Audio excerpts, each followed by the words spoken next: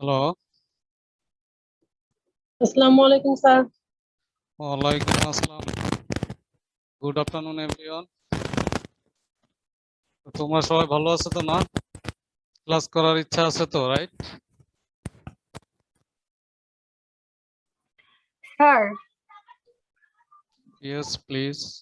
Sir আমাদের তো অ্যাসাইনমেন্টের ডেট এই সপ্তাহ দিছেন। আসলে আমাদের এই সপ্তাহে সবগুলো কুইজ হচ্ছে, তো যদি একটু নেক্সট উইকে পর্যন্ত ডেটটা বাড়াইতে মানে ভালো হইতো। তোমাদের আমি যেটা আমার কাছে যে আমি যে ডিরেকশনে আছি, বেসিক্যালি আমার হচ্ছে তোমাদের কুইজ নেওয়ার কথা ছিল গত সপ্তাহে। ওইটার ব্যাপারেই তোমাদেরকে খুব সাডেনলি বলার কারণটাও এই আর কি। হ্যাঁ, তো আমি অ্যাকচুয়ালি তোমাদেরকে যে বৃহস্পতিবারে তোমাদেরকে জানাইছি মনে হয়, বৃহস্পতিবার শুক্রবার আমি ভুলে গেছি। তোমরা এই সপ্তাহ উইকেন্ডের মধ্যে দাও আর কি। হ্যাঁ, চেষ্টা করো, খুব বেশি তো রবিবার না। পর্যন্ত অ্যাটলিস্ট একটু টাইমটা বাড়াইলে খুবই ভালো হইতো। জি স্যার, আমাদের এই সপ্তাহে পর পর কুইজ, 4টা কুইজ এই আর সপ্তাহে স্যার স্যার। আমরা হচ্ছে আদার সাবজেক্টের অ্যাসাইনমেন্ট গুলো আমরা ঈদের মধ্যেই কমপ্লিট করে ফেলছি, ওই জন্য ওগুলা একটু ভালো হয়েছিল। এখন স্যার কুইজের মধ্যে অ্যাসাইনমেন্ট একটু স্যার প্যারা হয়ে যাচ্ছে। হ্যাঁ, কিন্তু তোমাদের তো একসাথে কুইজ 4টা হয়ে গেছে, তোমরা তো অন্য কুইজ তো পিছাইতে পারো নাই, রাইট? এখন সমস্যা হচ্ছে তোমাদের এগুলো আমি না স্যার, অ্যাসাইনমেন্ট। আমাদের এখনো কুইজ একটা হয়েছে স্যার আজকে, আমাদের আমাদের আর কি এখনো বাকি আছে। আচ্ছা, আপনার কোর্স সহ আরো 2টা বাকি আছে। তার মানে ম্যাক্সিমাম হয়ে গেছে, তোমরা আমারও পিছাই রাখবা তাই তো? না স্যার, আমাদের আর একটার ম্যাক্সিমাম উপরে হয় নাই, quiz। আমরা অ্যাসাইনমেন্ট হয়ে গেছে আমাদের অন্যান্য সাবজেক্টের, এটা বলছি। আমাদের কুইজ এখনো হয় নাই, কুইজ আচ্ছা, হচ্ছে। তাহলে তোমরা কুইজটা এই মঙ্গল নেক্সট ক্লাসে দাও আমার সাথে। তোমাদের মেয়ে খুব বেশি ইয়া করা লাগবে না, আমি যেটা পড়াইছি ওইটাই ফোকাস করো। তোমাদের কুইজটা বেসিক্যালি নিউক্লিক অ্যাসিড মেটাবলিজমের উপর। স্যার মঙ্গলবার, ওয়েডনেসডে দেন। বুধবার, রাইট? জি স্যার, বুধবারে। আচ্ছা, তোমরা বুধবারে কুইজ দাও। আর ওই অ্যাসাইনমেন্ট তো খুব বেশি কিছু না, খুব সিম্পল একটা বিষয়ের উপর লিখতে তোমাদের তো হয়তো 30-40 মিনিট বা 2 ঘন্টা 3 ঘন্টাই লাগবে ম্যাক্সিমাম। খুব বেশি কিছু লেখার দরকার নাই না, অনেক কিছু হ্যাঁ, লেখার। খুঁটাখুটি তো করা লাগবে, একটু সময় তো লাগবেই স্যার। আর এই সপ্তাহে আমাদের পর পর কুইজ আছে, কালকে একটা কুইজ আছে, আবার আপনার কুইজ আছে, আবার একিউসি মানে অ্যাকুয়াকালচার কুইজ আছে। এবার এই সপ্তাহ পুরোটাই স্যার কুইজ। তো আপনি যদি একটু কনসিডার করেন স্যার, অ্যাসাইনমেন্ট একটু পিছিয়ে দিন।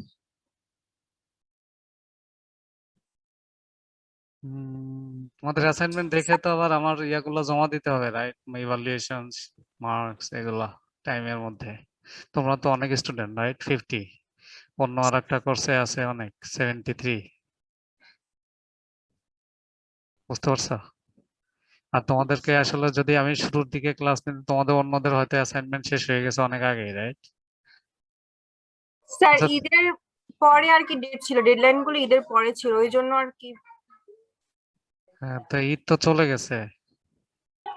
জি স্যার, ওই জন্যই তো এখন স্যার সবাই কুইজ নেওয়া শুরু করছে, তো স্যার অনেক প্যারা হয়ে যাইতেছে। কারণ ওইভাবে তো স্যার অ্যাসাইনমেন্টে করতে হলে তো স্যার বসতে হবে, স্যার ওই টাইমটা হচ্ছে না। কারণ আমাদের তখন 10 মার্কের কুইজ স্যার নিচ্ছে আর ফুল সিলেবাসের উপর প্রায়। স্যার আমাদের আমাদের সে শনিবার পর্যন্ত ডেটটা দেন। জি স্যার, শনিবার আমাদের সাবমিশন ডেটটা আমরা শনিবারে নেই স্যার। আচ্ছা ঠিক আছে, তোমরা যেহেতু বললো শনিবার হলে তোমাদের কারো সমস্যা নাই তাই তো? না স্যার। ওকে, তাহলে তোমরা একটা কাজ করো, শনিবার 12টার মধ্যে আমার ইমেইলে পৌঁছাই দিও অ্যাটলিস্ট। স্যার রাত 12টা। স্যার রাত 12টা না দুপুর 12টা?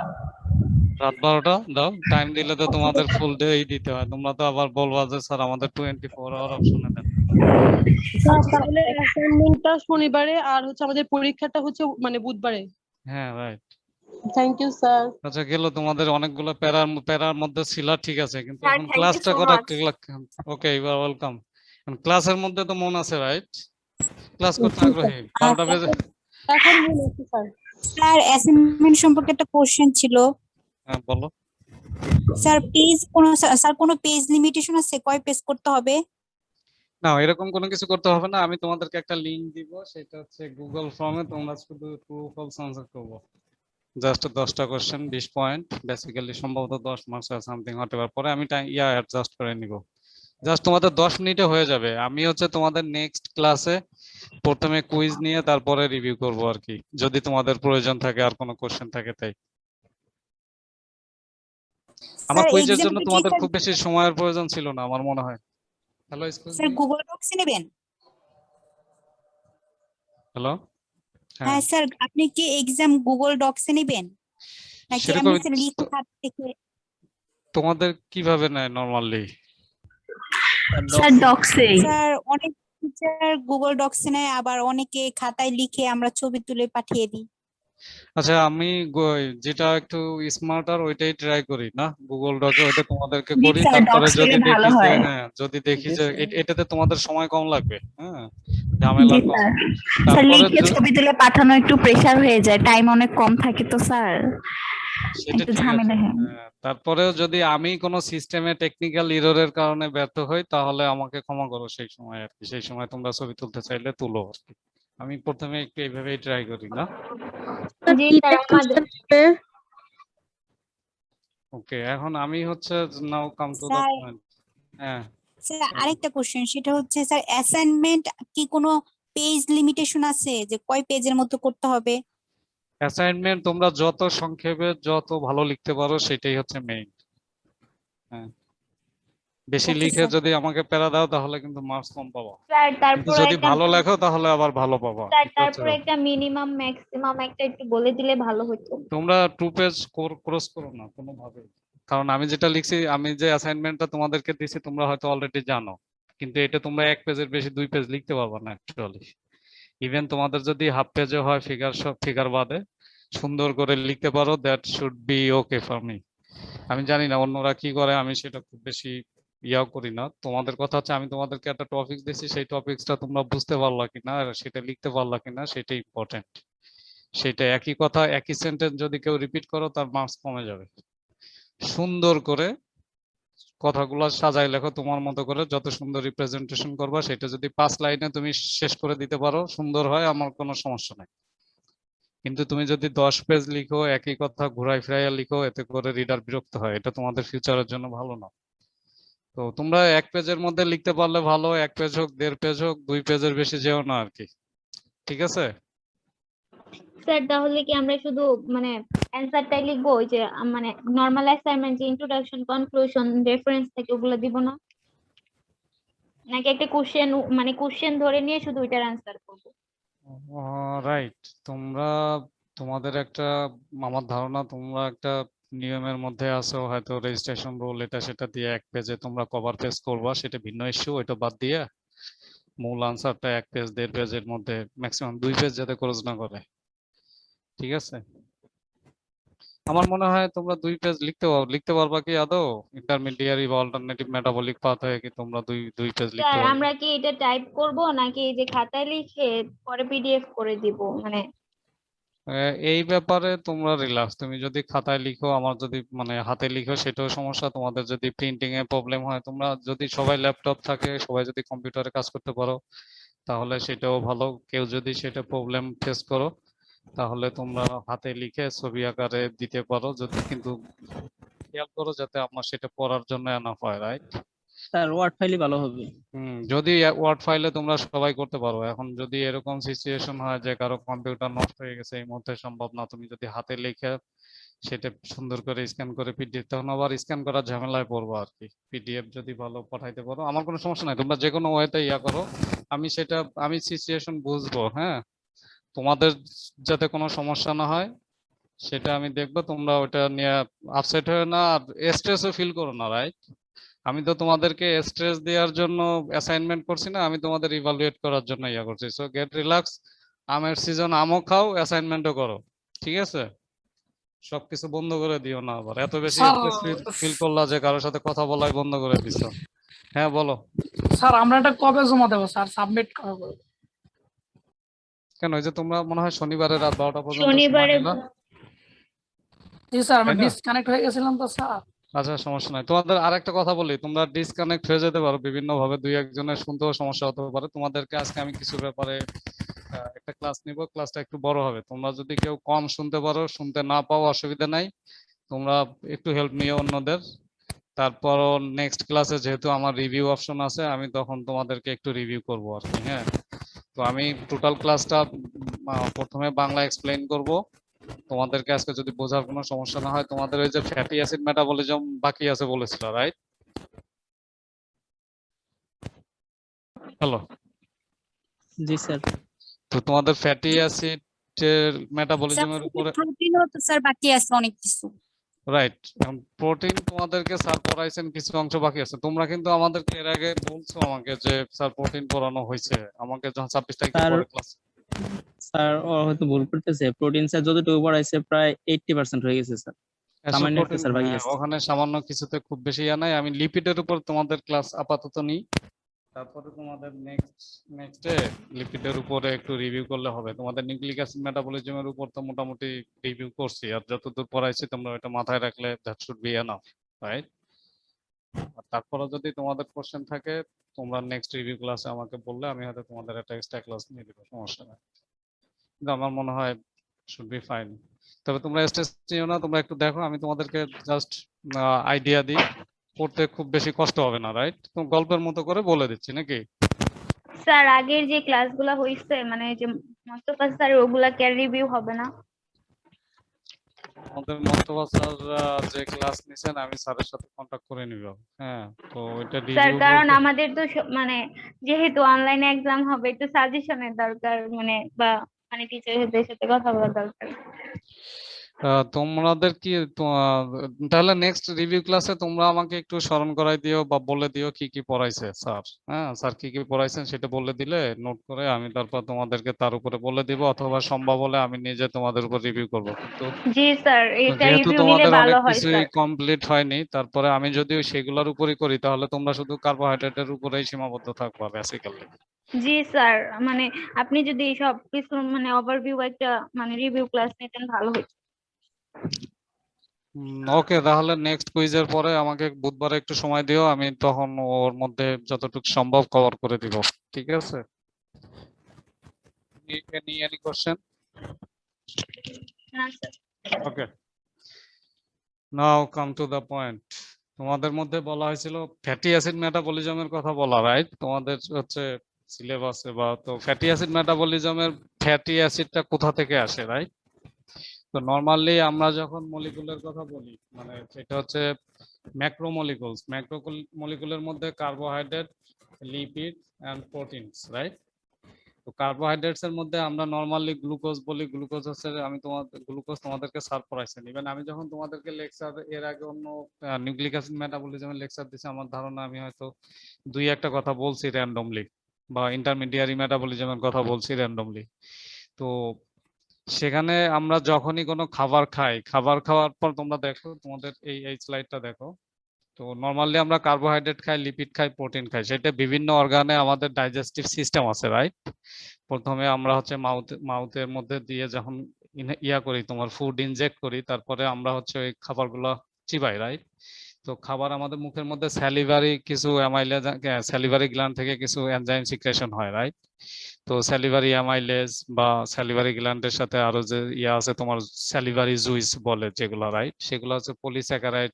তোমার কার্বোহাইড্রেটের ক্ষেত্রে পলিস্যাকারাইড, ডাইস্যাকারাইড, মানে তোমার লং কার্বোহাইড্রেট চেইনকে ভেঙে ভেঙে স্মল ইয়া করে, তারপরে তোমার স্টোমাকের মধ্যে যায়, তারপর হচ্ছে তোমার লার্জ লার্জ ইন্টেস্টাইন, তারপর হচ্ছে স্মল ইন্টেস্টাইন, তার আগে তোমার হচ্ছে প্যানক্রিয়াস সিস্টেমে যে প্যানক্রিয়াটিক জুইস আছে, সেগুলা দ্বারা খাবারগুলো খুব ক্ষুদ্র হয়। তোমার ধরো ফর এক্সাম্পল লিপিডের ক্ষেত্রে লাইপেজ এনজাইম আছে, বাইল সল্ট আছে, ঠিক আছে? সেগুলা দ্বারা খাবারগুলো তোমার হচ্ছে যে লার্জ লিপিড মলিকুলস আছে, সেই লিপিড মলিকুলস গুলো হচ্ছে প্রথমে ব্রেকডাউন হয়ে স্মল মলিকুলস হয়। সেটা হচ্ছে ট্রাইগ্লিসারাইড হতে পারে, রাইট? ফ্যাটি অ্যাসিড হতে পারে, তোমার হচ্ছে আর কি হতে পারে, গ্লিসারল, রাইট? সেগুলো হচ্ছে তোমার ফার্দার বাইল সল্টের মাধ্যমে, তারপর আরো তোমার এই যে প্যানক্রিয়াটিক লাইপেজ এর মাধ্যমে তোমার হচ্ছে কিলোমাইক্রনস আছে, রাইট? আরো স্মল মলিকুলস আছে যেগুলো দিয়ে ফার্দার ট্রাইগ্লিসারাইড তৈরি হয়। তারপরে হচ্ছে এটা ব্লাড স্ট্রিমে যায়, ফ্রি ফ্যাটি অ্যাসিড। সেই ফ্রি ফ্যাটি অ্যাসিড ব্লাড স্ট্রিমে গিয়ে সেলের তোমার হচ্ছে ইয়া করে, সেল সারফেস রিসেপ্টর গুলাই ফুড গুলাকে রিসিভ করে, তারপরে সেটা মেটাবলিজম হয়ে তুমি হচ্ছে এনার্জি পাও, right? Carbon die oxide and water plus ATP উৎপন্ন হয়। তো বেসিক্যালি আমরা এই খাবারগুলো যে প্রি ফ্যাটি অ্যাসিডটা আমরা বলতেছি ফ্যাটি অ্যাসিড মেটাবলিজম, কিন্তু বেসিক্যালি যে ফ্যাটি অ্যাসিড আমরা পাচ্ছি, তোমরা তো ইয়া পড়ছো right, macromolecules, that means dietary like food absorption right, digestion and absorption পড়ছো মোস্তফা স্যার, তোমাদের এটা পড়াইছেন অ্যাট লিস্ট রাইট? আমার কি এটা রিপিট করার প্রয়োজন আছে? না স্যার। তারপরও আমি মনে করি জাস্ট আমি তোমাদেরকে বলি, তোমরা এই ফিগারটা দেখো। এই ফিগারটা কি তোমরা দেখতে পারবে কিনা জানি না, আমি এইটা দেখি জাস্ট সিম্পলি। এটা কি দেখতে পাচ্ছ? তো সাধারণত লিপিড যেটা আছে, লিপিড হচ্ছে গ্লিসারল এবং ফ্যাটি অ্যাসিডের রেস্ট রাইট, ফ্যাটি অ্যাসিডের কম্বিনেশন। তো গ্লিসারল এবং ফ্যাটি অ্যাসিড মানে লার্জ চেইন ফ্যাটি অ্যাসিড হচ্ছে তোমার ওই যে এস্টার বন্ড ফর্ম করে তোমার এই যে পানি রিমুভ করে রাইট, ওয়াটার রিমুভ করার পরে তারপরে সেখানে যে তোমার এস্টার বন্ড ফর্ম করে CH2COO right, carboxylic acid group form করে, সাথে হচ্ছে তোমার ফ্যাটি অ্যাসিডের এস্টার। তো এই ফ্রি ফ্যাটি অ্যাসিড মানে তোমার হচ্ছে গ্লিসারল এবং ফ্যাটি অ্যাসিডের কম্বিনেশন রাইট। তো এইটা হচ্ছে লিপিড মলিকুলস। তো লিপিডটা যখন ব্রেকডাউন হয় তখন দেখবা তুমি আবার হচ্ছে গ্লিসারল পাবা আর ফ্যাটি অ্যাসিড পাবা right, long chain fatty acid. তো সেই ফ্যাটি অ্যাসিড মেটাবলিজমের কথা বলা হচ্ছে আর কি। এই ফ্যাটি অ্যাসিড মেটাবলিজমের কথা যখন তুমি যাবা তখন তোমার কয়েকটা জিনিস জানা লাগবে, যে কোথা থেকে কিভাবে ফ্যাটি অ্যাসিড গুলো মেটাবলিজমের আগে ফাইনালি আগে আমি তোমাকে যে digestion and absorption of lipids right, সেটা কিভাবে হয় যেটা আমি তোমাদেরকে বললাম। সিম্পলি এই ফিগারটা দিয়ে দেখো, the small amount of lipid digestion occurs in the stomach right due to gastric lipase production in the stomach. তো আমরা এখানে যেটা বলা আছে সরাসরি স্টোমাকের কথা বলা আছে, যে লাইপেজ এনজাইমের দ্বারা হচ্ছে লিপিডটা ব্রেকডাউন হয়। কিন্তু তার আগে আমি যেটা তোমাদেরকে মৌখিকভাবে মানে আরেকটু অ্যাড করে বলতে চাই, সেটা হচ্ছে আমরা যখন খাবার ইভেন যদি ইয়া হোক লিপিড হোক সেটা ফ্যাট হোক, আমরা যখন চিপাই গালের মধ্যে থেকে ওইটা হচ্ছে স্মল পার্টিকেলস হয় এবং সেটা হচ্ছে ফ্যাটের ড্রপলেট হয় রাইট। তো সেটা হচ্ছে যখন স্টোমাকে যায় তখন স্টোমাকে তোমার যে লাইপেজ এনজাইম আছে, সেই লাইপেজ এনজাইমটা হচ্ছে তোমার হচ্ছে লিপিডটাকে ফার্দার ব্রেকডাউন করে মানে মোর স্মলার ফর্মে রিডিউস করে। আর একটা হচ্ছে আমাদের লিভারে যে বাইল প্রডিউসড হয়, তোমরা কি বাইল সল্টস এর নাম শুনেছো? আচ্ছা, আমার ভয়েস কি তোমরা ক্লিয়ারলি শুনতে পাচ্ছ? স্মল ভয়েস নাকি আরো বাড়াইতে হবে? না স্যার ঠিক আছে। ওকে দেন ফাইন। তো এই যে বাইল সল্টস গুলা, যে বাইল সল্টের কাজ কি অ্যাকচুয়ালি, আমরা যে ফ্যাট সলিউবল ভিটামিন আছে বা লিপিড আছে এগুলাকে হচ্ছে ডিজলভ করা রাইট, ডিজলভ করা এবং মেটাবলিক হেল্প করা। তো সলুবলাইজ করা রাইট, ডিজলভ করা বা সলুবলাইজ করা। তো এইটা হচ্ছে বাইলের ইয়া হয় লিভারে সিনথেসিস হয় এবং স্টোর থাকে গল ব্লাডারে, তারপরে রিলিজ হয় হচ্ছে তোমার হচ্ছে স্মল ইন্টেস্টাইনে। তো যখন এই বাইল অ্যাসিড গুলো সিনথেসিস হয় এনজাইমের দ্বারা প্যানক্রিয়াটিক লাইপেজ প্লাস হচ্ছে বাইল অ্যাসিড দ্বারা ফার্দার মানে রিলিজ হলে স্মল ইন্টেস্টাইনে তোমার যে লার্জ বলা হচ্ছে মানে লার্জার থেকে লার্জ রাইট, একদম বড় থেকে মিডিয়াম, মিডিয়াম থেকে ফার্দার স্মলে গিয়ে তুমি ওই যে বললাম গ্লিসারল হয় right, triglyceride, monoglyceride, fatty acid and glycerol যেটা দেখাইলাম তোমাদের ওই স্ট্রাকচারে। বেসিক্যালি এই মলিকুল গুলাই হবে রাইট। তারপরে তোমার যেটা হবে স্মল ইন্টেস্টাইনে গিয়েও তোমার হচ্ছে যে বাইল অ্যাসিড আর হচ্ছে ডাইজেস্টেড স্মল মলিকুলার লিপিড, এইটা হচ্ছে কম্প্যাক্ট তোমার ডাক্ট তৈরি করবে যেটাকে বলা হয় মিসেলি। ফিগারে তোমরা বলতেছো এটা মিসেলি বলে।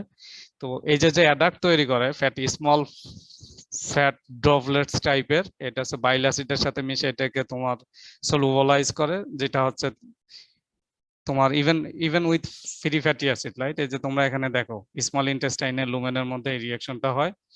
তো এই যে মিসেলি তৈরি করে স্মল অ্যাডাক্ট, সেটাই হচ্ছে তোমার মিউকোসাল যে সেলগুলো আছে মাইক্রোভিলিনা আমাদের স্টোমাকের, তার ভিতর দিয়ে প্রবেশ করে। কিন্তু যখন তুমি মনোগ্লিসারাইড বা একদম fatty acid small fatty acid যে অ্যাডাক্ট তৈরি করে, কিন্তু এরা হচ্ছে তোমার মাইক্রোভিলি দ্যাট মিনস মিউকোসাল সেলের মধ্যে ঢুকে তারপরে আবার ট্রাইগ্লিসারাইড মানে টেট্রামার ফর্ম করে। যেমন এক ট্রাইগ্লিসারাইড মানে কি তিনটা গ্লিসারল মলিকুলস রাইট। তো সেটা তৈরি করে এবং তারপরে হচ্ছে কিলোমাইক্রন যেটা আছে, যে এই যে ফ্যাট তোমার যে লিপিড এবং বাইল সলসের অ্যাডাক্ট তৈরি হলো, এই অ্যাডাক্টটা হচ্ছে ট্রান্সপোর্টার মলিকুল, কোনো একটার সাথে বাইন্ড করে, রাইট? ট্রান্সপোর্টার মলিকুলের সাথে বাইন্ড করে তারপরে হচ্ছে তোমার ব্লাড ভেসেলে বা লিম্ফ ভেসেলের মধ্যে সে প্রবেশ করে, তারপরে ট্রান্সপোর্ট হয় সেলে, দেন সেল এটা অ্যাকসেপ্ট করে এবং ফার্দার মেটাবলিক প্রসেসে যায়, রাইট? আমি সরাসরি ফ্যাটি অ্যাসিড মেটাবলিজমের আগে তোমাদেরকে এই কথাগুলো বললাম। এখন পর্যন্ত কি তোমাদের এখানে বুঝতে কোনো সমস্যা আছে?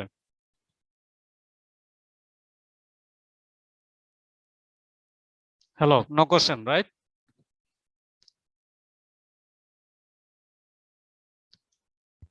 না স্যার। Okay, good, excellent. Then come to the point. এখন তোমরা ফ্রি ফ্যাটি অ্যাসিড পাইছো, যেটা হচ্ছে তোমার ওই যে মানে ট্রান্সপোর্টারের মাধ্যমে ট্রান্সপোর্ট হয়েছে ব্লাডের মাধ্যমে, এখন তোমার হচ্ছে সেলে আসবে। তো সেলে আসলে তোমার সেল সারফেস রিসেপ্টর আছে, রাইট? তো ফ্রি ফ্যাটি অ্যাসিড এখন হচ্ছে ফার্দার স্টেজে ব্রেকডাউন হয়ে এনার্জি তৈরি করবে, সেটাই হচ্ছে ফ্যাটি অ্যাসিড মেটাবলিজম। এই যে ফ্যাটি অ্যাসিড মেটাবলিজমটা আমরা বলতেছি, এটা ফ্যাটি অ্যাসিড এই যে রিঅ্যাকশনটা ঘটবে সেটাকে আমরা বলি বেসিক্যালি এই মেটাবলিক প্রসেসটা আগে অক্সিডেশন রিঅ্যাকশনের মাধ্যমে, যার কারণে এর নাম হচ্ছে ফ্যাটি অ্যাসিড অক্সিডেশন বা fatty acid breakdown to get energy as a form of ATP, right? ATP ফর্মে আমরা পাই। সেটা কিভাবে হয়? যে কিলোমাইক্রন্স তোমার যে ট্রান্সপোর্টার আছে, ট্রান্সপোর্টারের মাধ্যমে যখন সেল সারফেসে আছে তখন ফ্যাটি অ্যাসিড ট্রান্সপোর্টার আছে তোমার সেল মেমব্রেনে, রাইট? যে সেখানে ওই যে স্পিঙ্গোলিপিড কন্টেইনিং রিসেপ্টর, তোমার ওই যে রিসেপ্টর সারফেস মলিকুলের মধ্যে তোমার হচ্ছে ইয়া আছে, তোমার লিপিড মলিকুল আছে, তারপরে ফসফোলিপিড মলিকুলস আছে, রাইট? যারা বাইন্ড করতে পারে। তো এই রিসেপ্টরের সাথে যখন বাইন্ড করে ফ্যাটি অ্যাসিড, তোমার হচ্ছে আউটার সেল মেমব্রেন সারফেস থেকে তোমার হচ্ছে inside cell surface membrane, that is এটা সাইটোসলের মধ্যে চলে আসে ফ্যাটি অ্যাসিড ট্রান্সপোর্টারের মাধ্যমে, রাইট? তো সেখানে এইখানে তোমার সাইটোসলে ফ্যাটি অ্যাসাইল কোয়ে সিনথেজ একটা এনজাইম আছে। সেই ফ্যাটি অ্যাসাইল কোয়ে সিনথেটেজ এনজাইমের মাধ্যমে ফ্যাটি অ্যাসিড থেকে মানে তোমার হচ্ছে থায়োস্টার ফর্ম সে করে, থায়োস্টার ফর্ম তৈরি করে, ফ্যাটি অ্যাসাইল কোয়ে তৈরি করে। বুঝতে পারছো? তো ফ্যাটি অ্যাসিডটা মেটাবলিজমে তোমার মানে মেটাবলিজমের একটা মেইন স্টেপ হচ্ছে বেটা অক্সিডেশন, রাইট? সেই বেটা অক্সিডেশনের নরমালি বেটা অক্সিডেশন তোমাদেরকে আমি পরে বলতেছি, তার তোমরা অক্সিডেশনটাই মাথায় রাখো। ফ্যাটি অ্যাসিড অক্সিডেশন বা ব্রেকডাউন হওয়ার জন্য যেটা ইম্পর্টেন্ট, সেটা ইম্পর্টেন্ট হচ্ছে তোমার অক্সিডেশন রিঅ্যাকশন, এবং সেইটা অক্সিডেশন রিঅ্যাকশন হয় হচ্ছে ফ্যাটি অ্যাসাইল কোয়ে এনজাইম মানে কোয়ে তৈরি মাধ্যমে। সেই ফ্যাটি অ্যাসাইল কোয়ে সিনথেসিস হয় ফ্যাটি অ্যাসাইল কোয়ে সিনথেটেজ এনজাইমের মাধ্যমে, ঠিক আছে? তো এটা আবার হয় তোমার হচ্ছে মাইটোকন্ড্রিয়াল ম্যাট্রিক্সে, মূল রিঅ্যাকশনটা ঘটে মাইটোকন্ড্রিয়াল ম্যাট্রিক্সে। তো মাইটোকন্ড্রিয়াল ম্যাট্রিক্সে তোমার এই ফ্যাটি অ্যাসাইল কোয়ে সরাসরি ট্রান্সপোর্ট হইতে পারে না, এর জন্য তাকে হচ্ছে অন্য একটা ট্রান্সপোর্টারের হেল্প নিতে হয়, ঠিক আছে? সেইটার এনজাইমটার নাম হচ্ছে বেসিক্যালি ক্যাটালেজ এনজাইম। তো এই ক্যাটালেজ এনজাইমের নাম হচ্ছে কার্নিটিন পালমোটাইল ট্রান্সফারেজ 1 আর 2। তো এই দুইটার মাধ্যমে তোমার হচ্ছে আউটার মাইটোকন্ড্রিয়াল মেমব্রেন স্পেস থেকে তোমার হচ্ছে ইন্টার মাইটোকন্ড্রিয়াল মেমব্রেনে ঢুকে। তো সরাসরি ফ্যাটি অ্যাসাইল কোয়ে ঢুকতে পারে না, এর জন্য অ্যাসিটাইল কার্নিটিনের হেল্প নিতে হয়। তো অ্যাসিটাইল কার্নিটিন হাইড্রোক্সিলেজ সেই মাধ্যমে সে ফ্যাটি অ্যাসাইল কোয়েটা মাইটোকন্ড্রিয়ার ভিতরে ঢুকে আর কি, right? That enter into the inner mitochondrial matrix through the transporter, right? Carnitine palmitoyl transferase 1 and 2. Then this fatty acyl CoA, right, remove fatty acid and again reform acetyl CoA. That means it again, right? তোমার এই carnitine পালমোটাইল transferase এনজাইমের মাধ্যমে fatty যে acyl Quetta ভিতরে ঢুকে, তখন fatty acyl Koi থেকে fatty অ্যাসিডটা free remove করে দেয়। তার মানে নরমালি ফ্যাটি অ্যাসিড সরাসরি মাইটোকন্ড্রিয়াল ম্যাট্রিক্সে ঢুকতে পারে না। মাইটোকন্ড্রিয়াল ম্যাট্রিক্সে যেখানে এই মেটাবলিক এনজাইম গুলো আছে, সেটস অফ এনজাইম, সেই এনজাইমের মাধ্যমে ফার্দার মেটাবলিক রিঅ্যাকশন হবে, যেটা বেটা অক্সিডেশন, আলফা অক্সিডেশন বা ওমেগা অক্সিডেশন হয়। তো আলফা বেটা ওমেগা আমি তোমাদেরকে একটু পরে বলতেছি। তো যেটা হয় সেটা হচ্ছে মাইটোকন্ড্রিয়াল ম্যাট্রিক্সে সে নরমালি ঢুকতে পারে না, এর জন্য একটা কার্নিটিনের হেল্প নিতে হয়, রাইট? এবং এনজাইম হচ্ছে কার্নিটিন পালমোটাইল ট্রান্সফারেজ। যখনই সে মাইটোকন্ড্রিয়াল ইনার মেমব্রেন মানে ম্যাট্রিক্সে ঢুকে, তখনই হচ্ছে ফ্যাটি অ্যাসিডটা ফ্রি হয়ে যায়, যেটা আবার ফার্দার বেটা অক্সিডেশনের মাধ্যমে অ্যাসিটাইল কোয়ে তৈরি করে, যে অ্যাসিটাইল কোয়ে টিসিএ সাইকেলে ঢুকে হচ্ছে তোমার এটিপি তৈরি করে, রাইট? এবং NADH বা FADH another form of ATP, right? ATP carrier, the precursor. So then NADH, FADH further electron transport chain এর মাধ্যমে আরো ATP তৈরি করে। তো তোমরা টিসিএ সাইকেল আর ইলেকট্রন ট্রান্সপোর্ট চেইন তোমরা হচ্ছে আগেই পড়ছো আমার ধারণা মোস্তফা স্যারের মাধ্যমে, রাইট? জি স্যার। স্যার দেন তোমরা এরপরে সবই জানো।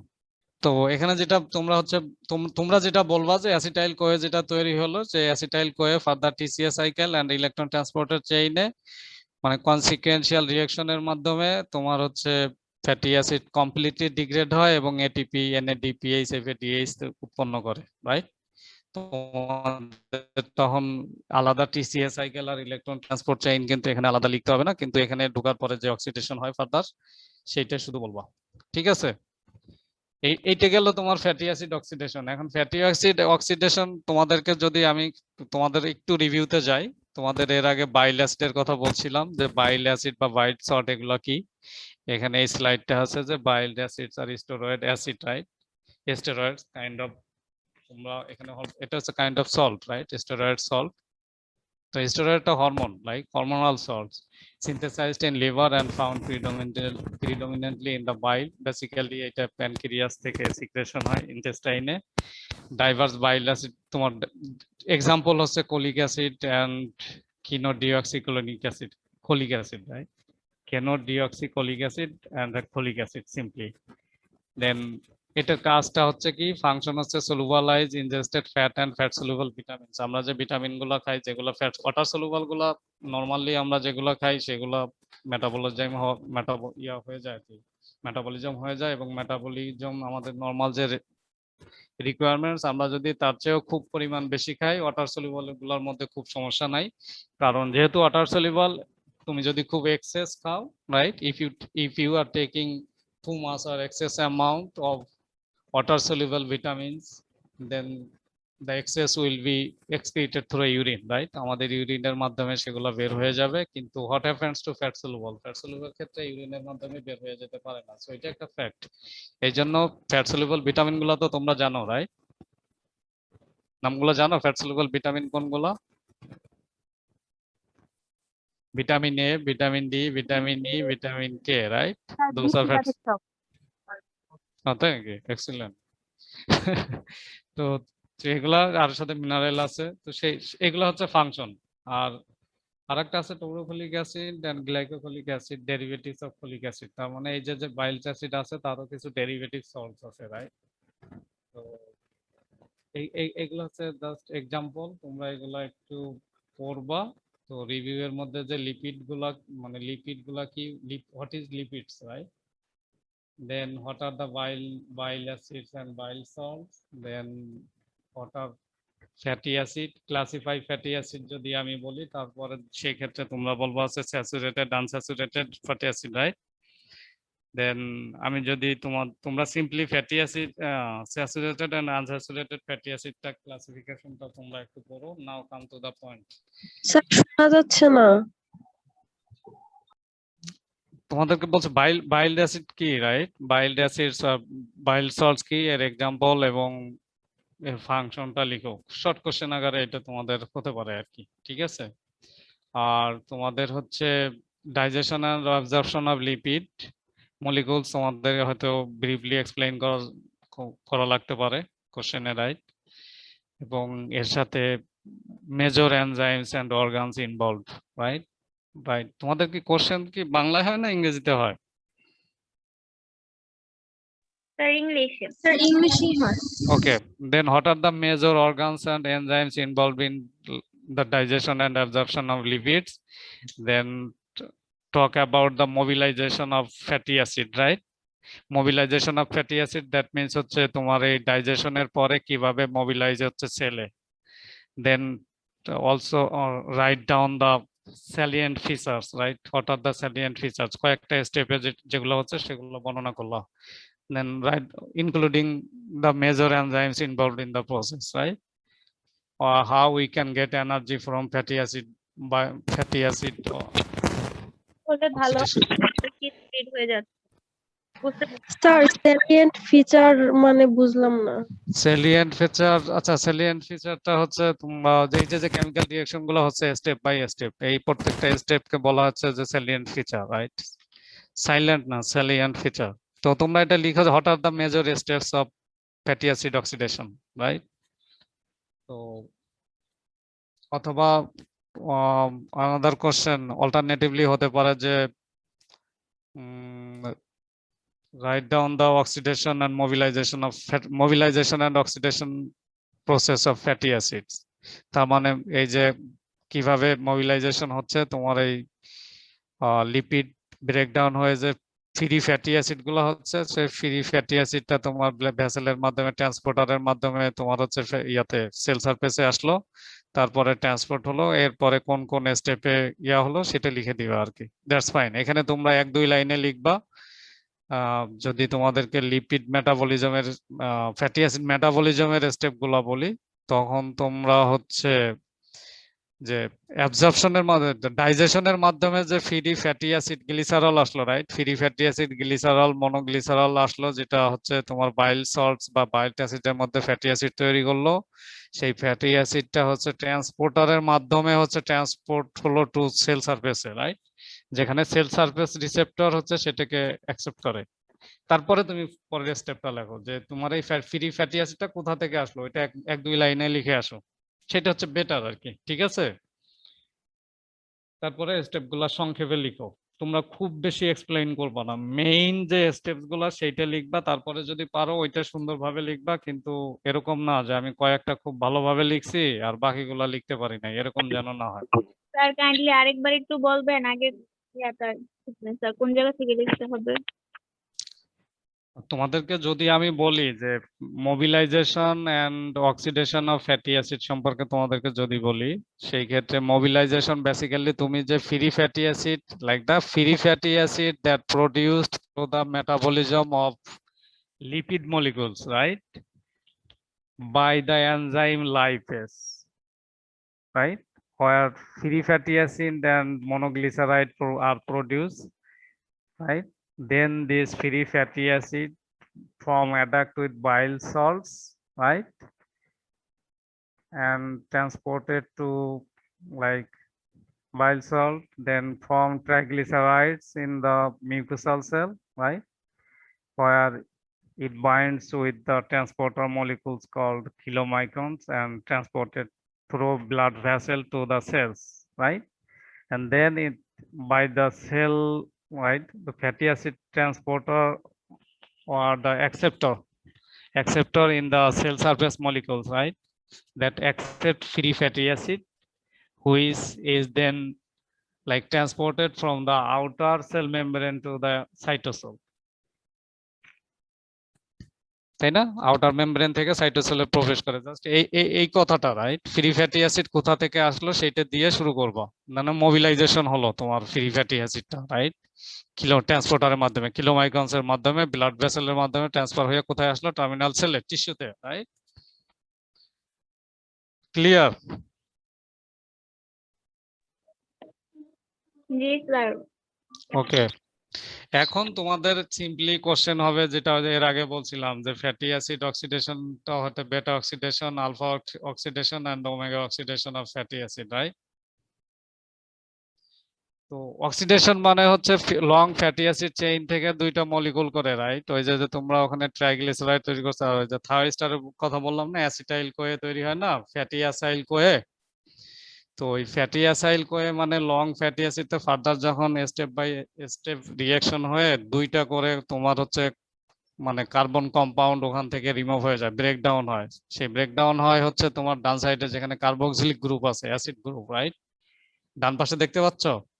তো কার্বক্সিলিক গ্রুপ যে কার্বনের সাথে আসে সেই কার্বনটাকে হচ্ছে তুমি ডান পাশ থেকে তুমি কার্বন যদি 1 কাউন্ট করো, 1 2 3, রাইট, এন্ড 4, রাইট?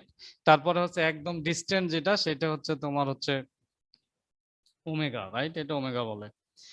তো তোমার এক নাম ইউজুয়ালি যেটা হয় সেটা হচ্ছে ফার্স্ট 2, দ্যাট মিন্স নর্মাল যেটা হয় সেটা হচ্ছে তোমার এই যে বেটা কার্বন আছে না 3 নাম্বার থেকে, ফ্যাটি অ্যাসাইল থায়োস্টার অ্যাসিটাইল কোয়ে যখন তৈরি হবে এখান থেকে, তখন এই বেটা এখান থেকে ব্রেকডাউন হয়ে চলে যাবে, যার কারণে এটা হচ্ছে নরমাল স্টেজ, সেটা বেটা কার্বন, রাইট? তো এই বেটা কার্বনের থেকে তোমার হচ্ছে কার্বক্সিলিক সহ তোমার হচ্ছে অ্যাসিটাইল কোয়ে উৎপন্ন হওয়ার জন্য এটা যে স্টেপ বাই স্টেপ ব্রেকডাউন হবে, ফ্যাটি অ্যাসাইল কোয়ে তৈরি করবে, এই নরমাল প্রসেসটাকে বলা হচ্ছে বেটা অক্সিডেশন প্রসেস। বুঝতে পারছো? তার মানে কি যে তোমার, তোমরা কি আমাদের শুনতে পাচ্ছ? শুনতে পাচ্ছেন? না স্যার, শুনতে পাচ্ছি না স্যার। শুনতে পাচ্ছ না? এখন শুনতে পাচ্ছ? এখন শুনতে পাচ্ছি। হ্যাঁ, এখন শুনতে পাচ্ছি। তো তোমাদের ক্ষেত্রে তার মানে বেটা অক্সিডেশনটা হচ্ছে এটা একটা metabolic process, right, involving multiple stage by which fatty acid molecules are broken down right from আর আবার সাউন্ড কমে গেছে। মাই গড। ওকে, এখন সাউন্ড ঠিক আছে? একটু জোরে বললে হবে, তোমরা বুঝতে পারো, তাই তো? দেন বেটা অক্সিডেশন ইজ এ মেটাবল, তোমরা যেটা রিঅ্যাকশনটা মানে ডেফিনেশনটা লিখবা সেটা হচ্ছে beta oxidation is a metabolic process involving multiple steps by which long fatty acid molecules are broken down into small acetyl CoA chains, right? Sir definition আরেকবার বলেন একটু আস্তে আস্তে। আস্তে আস্তে তো বললাম, আরো আস্তে তোমরা লিখবা, তাই তো? জি sir. Okay, then beta oxidation is a metabolic process involving multiple steps by which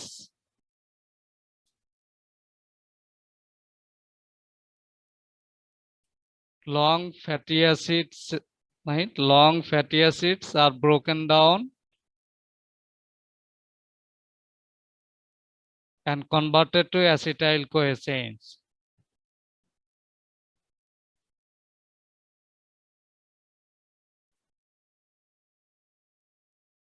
ঠিক আছে? Acetyl CoA chains into progressively smaller fatty acyl CoA chain. Sir converted এর পরে কি বলবেন? Converted to acetyl CoA chains, like long fatty acyl CoA আছে না, long fatty acyl CoA chains টা convert হয় smaller fatty acyl CoA, no, broken like the fatty acid, like in which long fatty acid molecules are broken down into smaller fatty acyl CoA chains, right? A long, তোমরা একটু পড়ে শোনাও তো আমাকে কি লিখছো। আমি মুখে বলতেছি তো, আমিও অ্যাকচুয়ালি র্যান্ডমলি বলতেছি আর কি। Sir, metabolic process involving multiple steps by which long fatty acid molecule are broken down and converted to acetyl CoA chain into progressively, তারপর স্যার লিখতে পারিনি। Progressively smaller fatty acyl CoA chains. Smaller fatty acyl CoA মানে long fatty acid যেটা, সেটাতে তোমার long fatty acyl Koi থেকে smaller fatty acyl Koi চেইনটা convert করবে, ঠিক আছে? বাই হুইচ, তোমরা ওই আগের লাইনটাতে একটু সংশোধন করো, involving multiple steps by which long fatty acids, ব্র্যাকেটে লিখো ফ্যাটি অ্যাসাইল কোয়ে চেইনস, মানে long fatty acid CoA acyl চেইনটা, রাইট, সেটা ব্রেকডাউন হয়ে smaller fatty acid CoA convert হবে প্রোগ্রেসিভ রিঅ্যাকশনের মাধ্যমে। বুঝতে পারছো?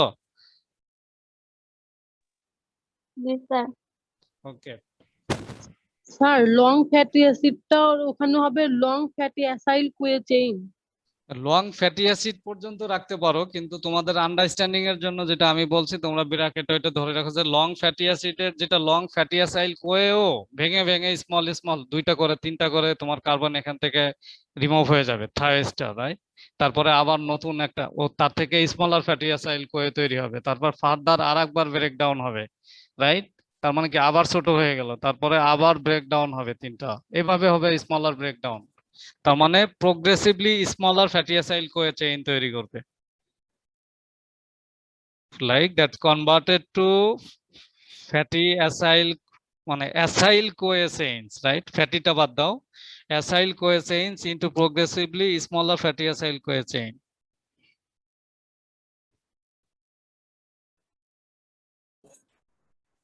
আপনি প্লিজ প্রথম থেকে আরেকবার বলেন।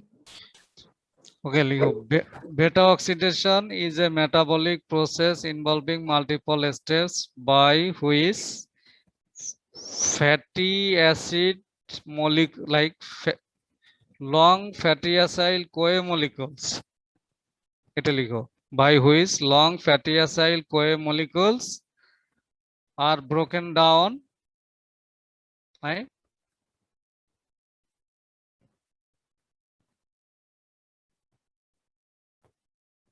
and converted to acetyl CoA chains into progressively smaller fatty acyl CoA. তোমরা আরো সুন্দর করে তোমাদের মতো করেও লিখে নিতে পারো, তোমরা আরো করো, এটাই যে হবে তা না, এটা আমি আমার মতো করে বলছি, বাট তোমরা আরো সুন্দর তো যদি লেখো অসুবিধা নাই, same.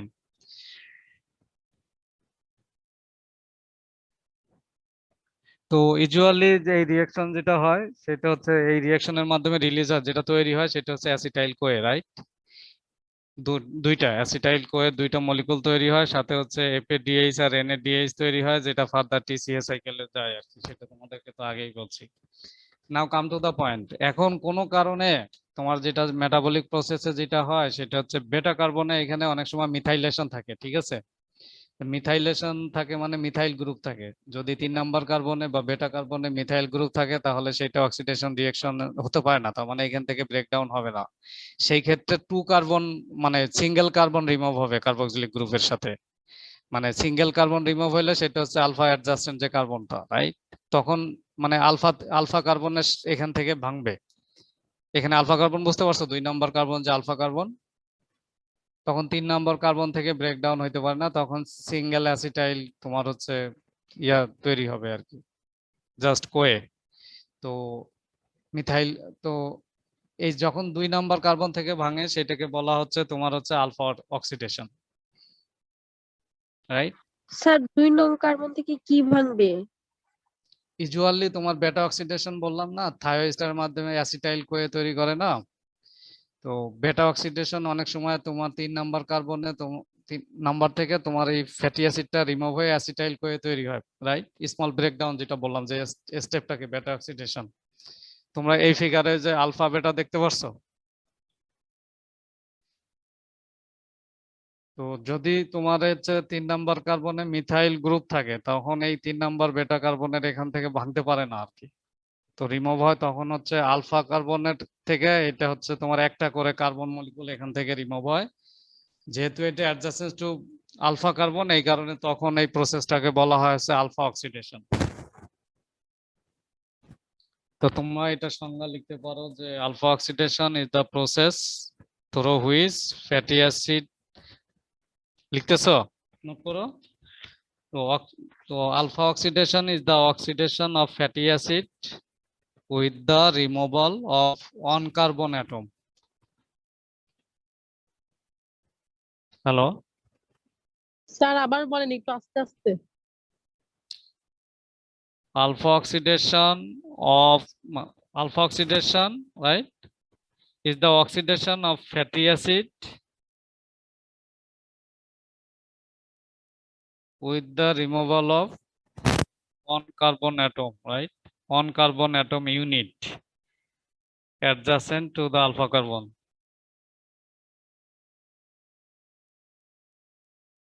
from the carboxylic end. Sir 1 carbon atom unit, তারপর 1 carbon atom unit যদি adjacent to the alpha carbon.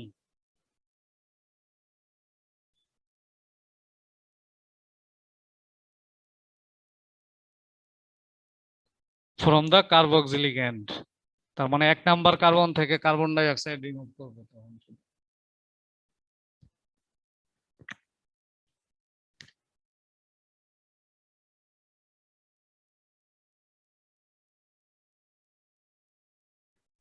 Sir from the, তারপর কি বললেন?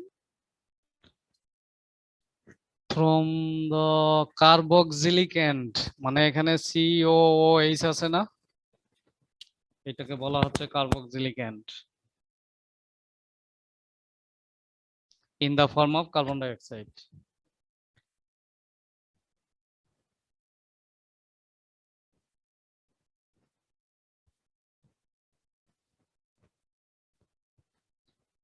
Clear?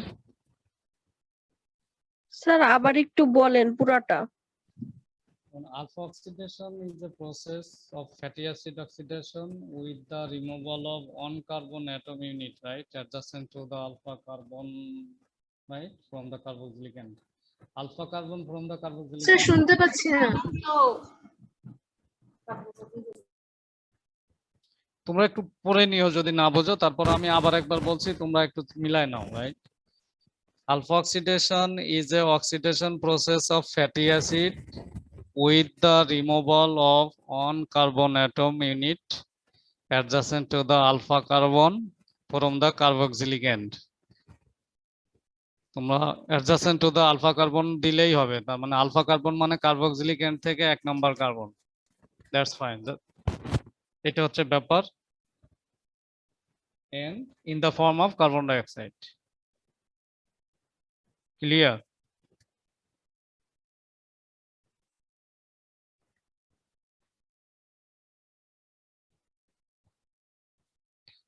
Similarly, omega oxidation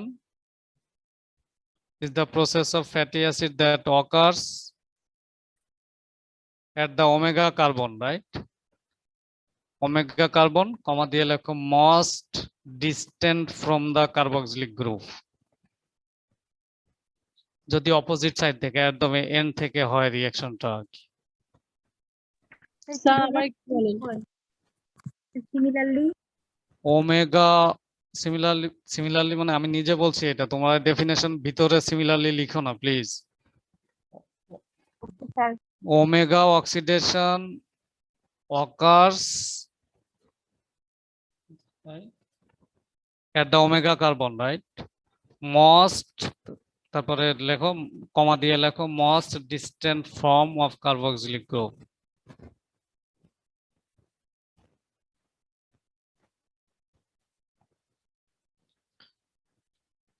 তোমাদের শুরুটা কিন্তু বলি নাই আর কি, শুরুটা তোমরা নিজেরা লিখে নিও না। Omega oxidation is A oxidation process, oxidation reaction of fatty acid that occurs at the omega carbon. Clear?